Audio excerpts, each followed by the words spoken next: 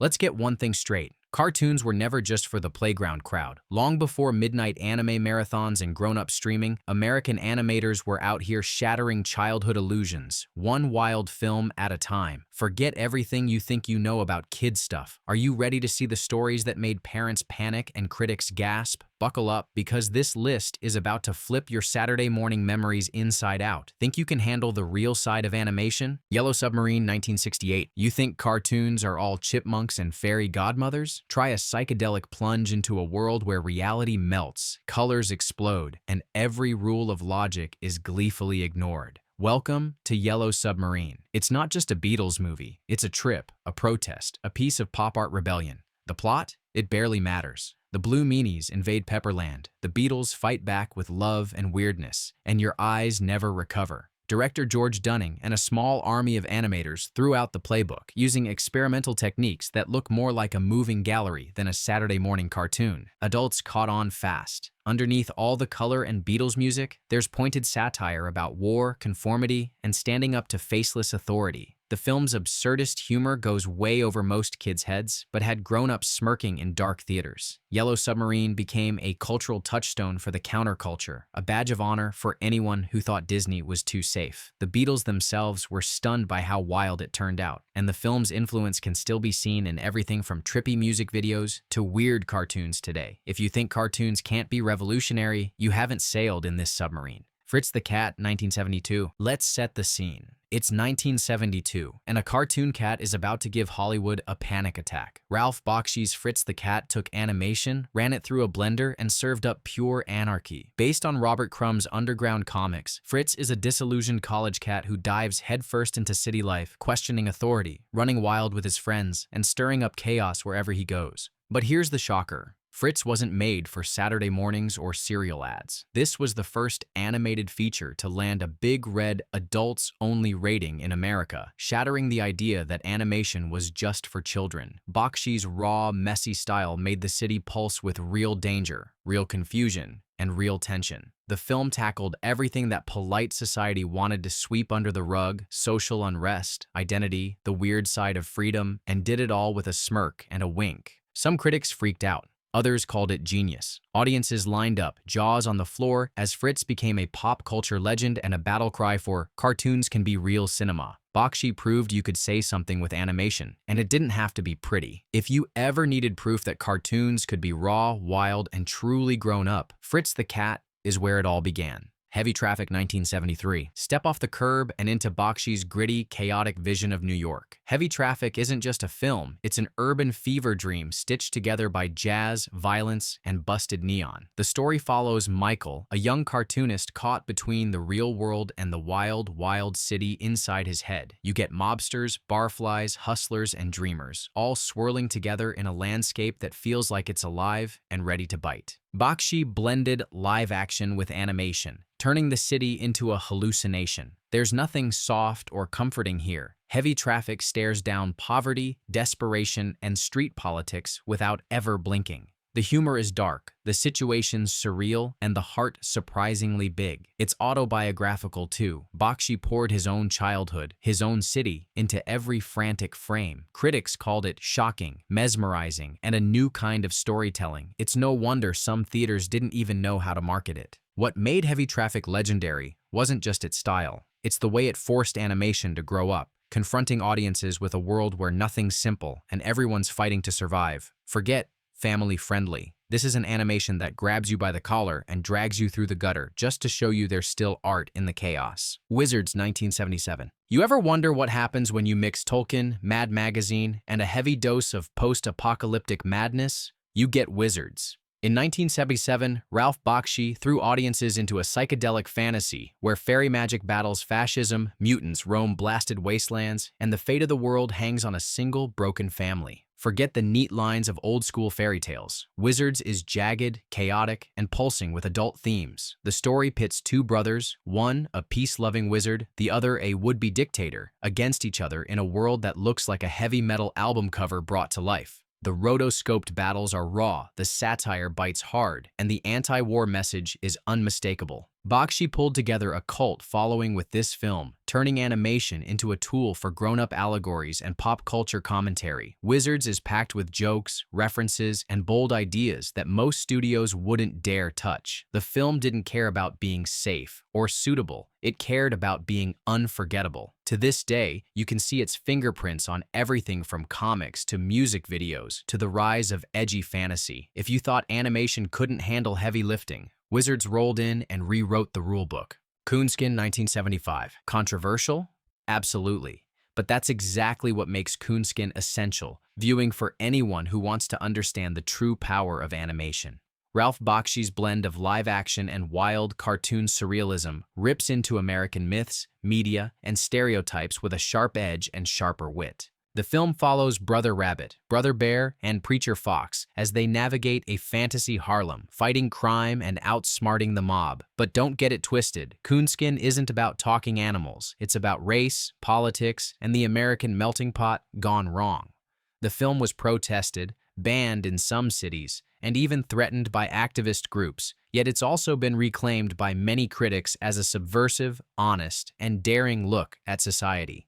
Bakshi once again used animation to do what live-action filmmakers were too scared to touch. The visual style is brash, the humor is razor-sharp, and the message refuses to be ignored. Some call it offensive, others call it genius, but nobody can say it's forgettable. Coonskin proved that animation can spark debates and force audiences to reckon with tough truths, no matter how much they squirm in their seats. The Point 1971. You might think a made-for-TV cartoon with pointy-headed people and a round-headed boy would be harmless bedtime material. But The Point, written and narrated by Harry Nilsson and voiced by icons like Dustin Hoffman and Ringo Starr, is as subversive as it gets. Ostensibly, it's about Oblio, the only boy in the land of Point without a point on his head who's banished with his dog Arrow for not fitting in. Sounds simple, but this story is a bold allegory for nonconformity, difference, and the courage it takes to break out of society's mold.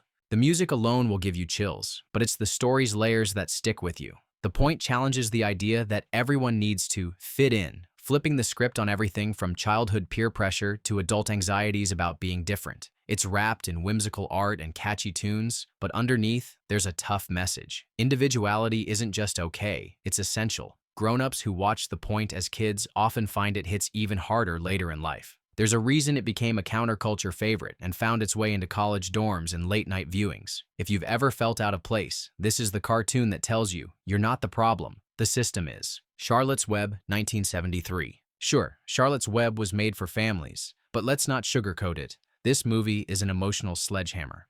Adapted from E.B. White's classic, it's a sweet, sentimental tale of friendship between a pig and a spider. But at its core, it tackles mortality, loss, and the harsh reality of the world in a way few kids' movies dare. There's no magical rescue from the barn. The film's honest approach to life and death is what made it so groundbreaking. The animation is warm and inviting, but the themes bite deep. Charlotte's Web doesn't run from sadness. It teaches kids and their parents that love means letting go, and that life isn't always fair or easy.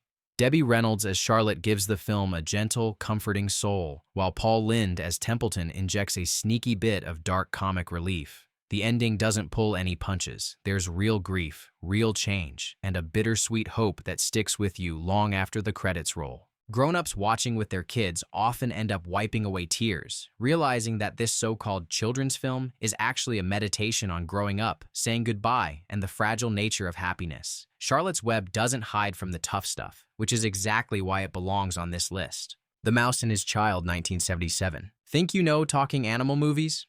Think again.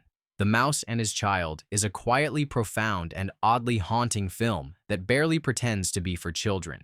It follows a pair of wind-up toy mice, a father and son, on a desperate quest to become self-winding and find freedom from a cruel mechanical world. What starts as a gentle, quirky journey quickly slides into existential territory, with scenes of captivity, manipulation, and shattered dreams. Based on Russell Hoban's novel, the movie's tone is wistful, melancholy, and at times downright bleak. Toys here don't just get lost, they're used, discarded, and left to question their very purpose. The Mouse and His Child dives deep into themes of agency, love, loyalty, and mortality. Kids might watch for the circus animals, but adults will see a quiet allegory about growing up and the painful, sometimes tragic, beauty of forging your own destiny. It's a hidden gem, the kind of film that lingers in your head like a sad song, and it stands as proof that animation can be just as soul-searching and layered as the darkest live-action drama.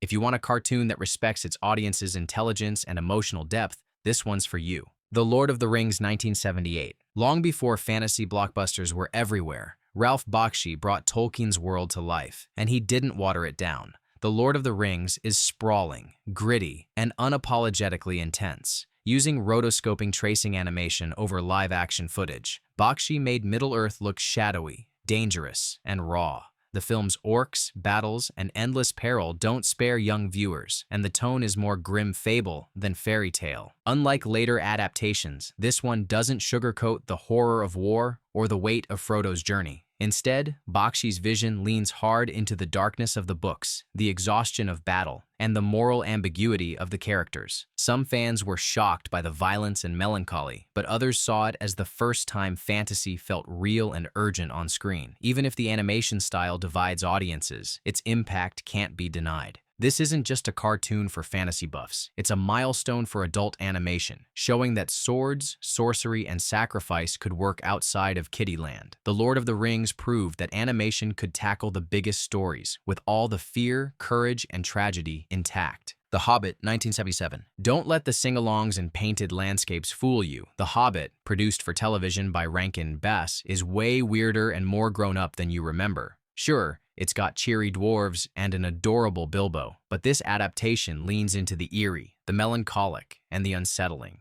The art is unconventional, the songs are strangely hypnotic, and the tone shifts from whimsical to quietly menacing in a heartbeat. The Hobbit doesn't shy away from fear or danger. The dragon Smaug is genuinely intimidating, Gollum's riddle scene is unsettling, and the final battle is portrayed with real weight. There's loss, regret, and the cost of heroism running just beneath the surface.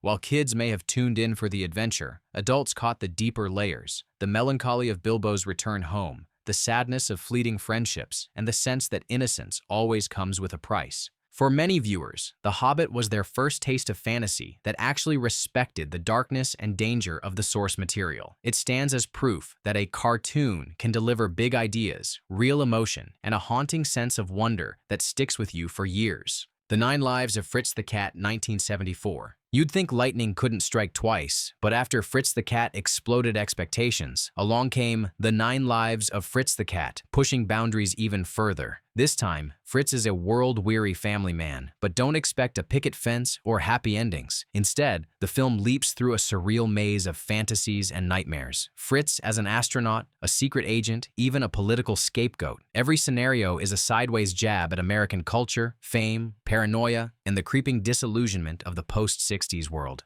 The animation remains loose and bold, with a style that screams underground comic and anti-establishment at every turn. What makes this sequel stand out is its relentless cynicism. Fritz is older, but not a bit wiser, forever caught between his wild dreams and harsh reality. There's sharp commentary on politics, war, relationships, and the emptiness that follows chasing every pleasure. Critics didn't know what to make of it, but cult fans lapped up the chaos, seeing their own struggles reflected in Fritz's 9 messy lives. This isn't just a retread, it's a cartoon that dares to show how adulthood isn't all it's cracked up to be, and that some dreams are better left in the gutter. If you want animation that bites as hard as it laughs, Fritz's second round is a wild ride you won't soon forget. Shinbone Alley, 1971. Now here's one that flew under the radar, but Shinbone Alley is a jazz-infused beatnik delight that serves up satire with a sly wink. Based on Don Marquise's classic Archie and Mehitabel newspaper poems, this film tells the story of Archie, a cockroach with the soul of a poet, and his adventures with Mehitabel, a sassy, world-weary alley cat.